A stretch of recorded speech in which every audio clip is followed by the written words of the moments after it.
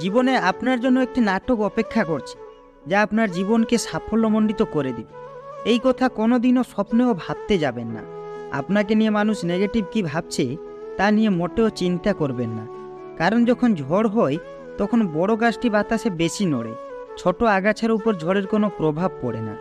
সাফল্য দেরিতে আসলেও ঠিকই আসবে, একমাত্র যদি তুমি পরিশ্রম করো এবং মন থেকে কিছু চাও। সকালে উঠে প্রথম চিন্তা সেটাই হোক যেটা আপনি অর্জন করতে চান। মনে রেখো, তোমার প্রতিটি সংকল্পই তোমার ভাগ্য নির্ধারণ করে। জীবনে যদি তুমি এমন কিছু পেতে চাও যেটা তুমি আগে কখনো পাওনি, তাহলে তোমাকে তার জন্য এমন কিছু করতেও হবে যেটা তুমি আগে কখনো করোনি।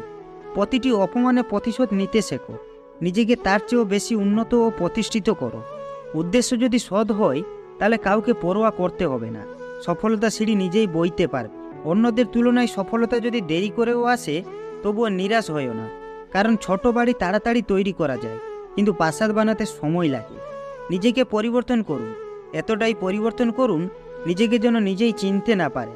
পৃথিবীতে এমন কিছু মানুষ আছে যাদের পুরো জীবনটাই কেটে যাচ্ছে ভুল মানুষের সাথে।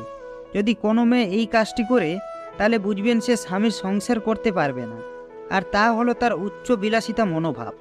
অবশ্যই মেয়ের 4টি জিনিস দেখে বিয়ে করবেন। নাম্বার 1, রূপ। নাম্বার 2, তার পরিবার।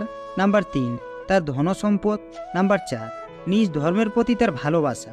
দুঃসময়ে কারোর কোনো অপমান গায়ে মাখতে নেই, সুসময় আসলে তার ভুলটা চোখে আঙুল দিয়ে দেখিয়ে দিন। কাউকে বেশি টেক কেয়ার করলে একদিন সে ওভারটেক করে চলে যায়। খুব ভালো লাগে যখন কেউ একজন শুধুমাত্র আমার মুখের হাসির জন্য কিছু করে। খুব আপন লাগে যখন কেউ একজন আমার ছোট্ট ছোট্ট ইচ্ছেগুলোর দাম দেয়, সামান্য খুঁটিনাটি কথাও মনে রাখে।